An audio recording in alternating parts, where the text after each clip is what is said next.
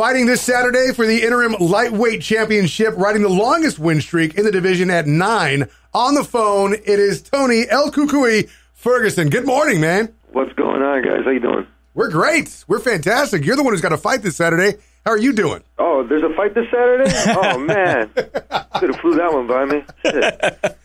How many times have you talked about it today? Just once so far. This is good. Oh, okay. All right. So we're getting you kind of fresh. Okay, cool, man. Cool. So you got the you got the beef with McGregor, you got the beef with Diaz, you got the beef with Eddie Alvarez, Chael Sonnen, Werdum, and Kevin Lee. It's all happening all at once, man. You're getting pulled in all kinds of directions. I'm a multitasker, man. That's what I do. Which beef most excites you? I mean, you have Eddie Alvarez talking about how your belt's not going to be real. You have obviously your opponent Kevin Lee. You got Diaz not really responding too much to you. Well, the guy's not that bright. You can't really say too much on that one. But with everybody else, it's not fair. I mean, the fight's not with them. It is what it is. If it's Twitter beef, it's not. I mean, shit, it really and ultimately, this is a game, and we're playing it, and I'm an athlete, and this is a great competition. We're able to explain ourselves, and I like to explain myself inside the octagon. You guys hear it all the time. I know it's boring as shit, but I'm not a boring fighter. And I'm really excited for this weekend at UFC 216. I'm beyond stoked that the fans get to see me compete again. I'm beyond stoked I get to see myself compete again because I really don't believe in ring rust. I think you only get ring rust if you do get injured. You know, it's kind of hard to bounce back, but I haven't been injured. I've been sharp. We have this thing in my camp. It's called, sharp shit only or be sharp. And I like to use the music note for that, where you see like a B and you see the hashtag. Uh-huh. For the hashtag, I put like a TF. That's what it is. It's believing in everything that you put into it, and I'm going to dance circles around this guy. Speaking of your moves here, there was a GIF floating around online of one of your more recent fights where you somersaulted out of a takedown. You've been working on any more flying, spinning shit? Absolutely. It's funny. I'm going to release another video today before open workouts. Last night I was over at 24-Hour Fitness, and they had some of these stretch bars. It was funny. I lined them all up like it was kind of a rope line, and I did some crazy cool acrobatics on them. I was actually impressed myself. Speaking of video, I do stuff like that to test myself athletically, to see where I'm at, to see where I'm able to go and compete. And if he does try to take me down, that's in the arsenal. Well, speaking of videos, obviously everybody saw that video of you last week with Werdum in this heated exchange where he's hurling insults at you in Portuguese and in Spanish. He said his side. Do you have any, maybe go into a little more detail? I mean, we know Mark Hunt came to your side and said he'll take care of Werdum for you.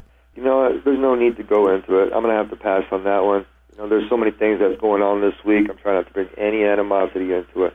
So if you listen to any of my interviews the other day, I would recommend it. But you know what? I'm past it. I'm over it. Like I said, everybody's the same size when they're laying down.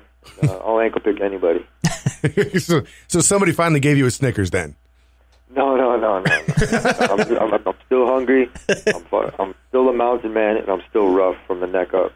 And speaking of which, there's a lot going on this week with what happened in Las Vegas on Sunday, and the UFC has made $1 million donation to the Victims Fund.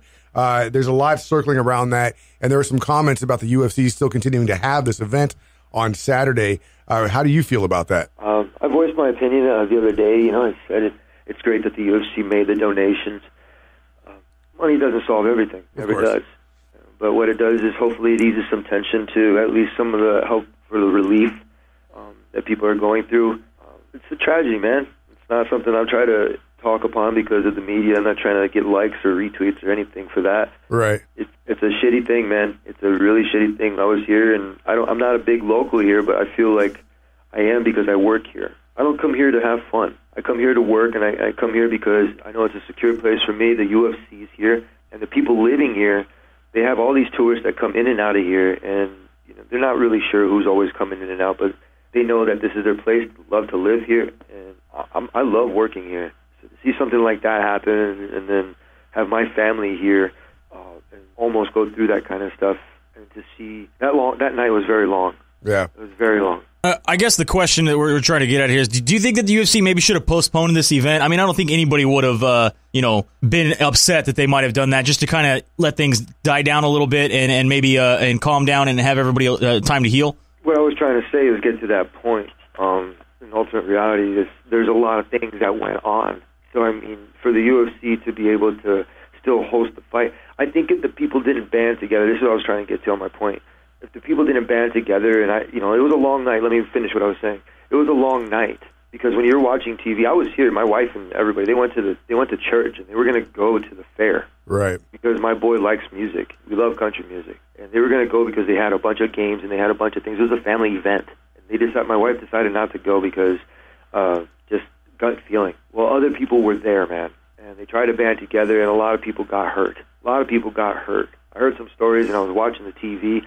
And, I want to try to make this short, but you would see these numbers start to skyrocket. You have no idea. By the time I finally got to the hotel, because it was blockaded everywhere, it was crazy. Everybody's looking at each other nuts. We're sitting here, and we're just kind of watching these numbers start to skyrocket, and then I'm like, I wanted to stay up because I wanted to make sure that we knew what was going on, and I just couldn't sleep. The next morning, I woke up, and I see nothing but people start to band together. You have all these different locations for support, and you have people going out there and feeding different people.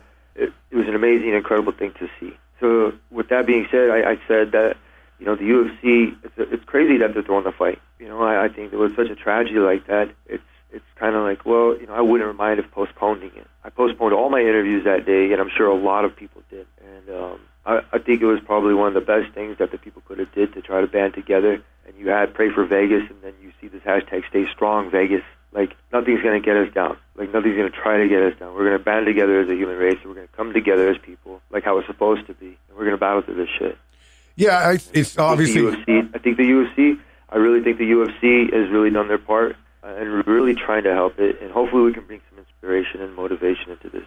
That's what I'm aiming for. It's a sad thing when we have to have a tragedy show that we are stronger together, but you're absolutely right. Something like this does show how strong we can be as a group of people. I kind of feel... and maybe, I don't know, maybe others will agree or disagree, that having something like this happening on Saturday offers also a distraction, so people don't have to focus so much on the despair, and they can actually have a distraction to look forward to in what's going on Saturday, or anything else for that matter, which would be my thinking on the whole thing. Switching gears, talking about this Saturday, Demetrius Johnson's on the same fight card as you. And you had mentioned that he should be the headliner.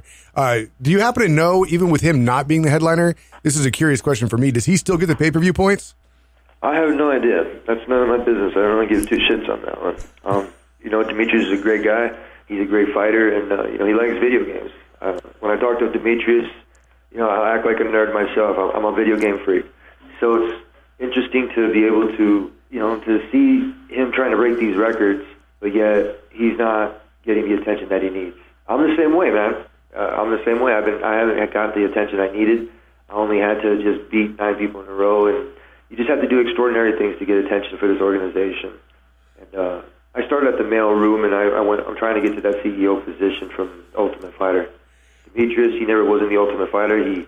He won. He's been putting his time and his numbers, and the dude's technique, and the dude keeps a clean and healthy lifestyle, and he's a good dude. So, I don't know, man. It is what it is. I'm an entertaining fighter, but I don't have to have a place on the card to be a main event. I already believe in my heart that I've always been a main event, and I believe that people believe that too. Well, there is going to be a lot of focus on both you and DJ this Saturday. We're looking forward to some amazing fights. Before we let you go, we got one more question for you that we ask all the fighters that call into the show.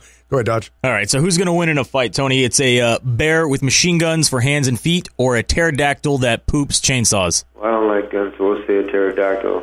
Team Pterodactyl it is. And again, the fight is going down this Saturday for the interim lightweight championship.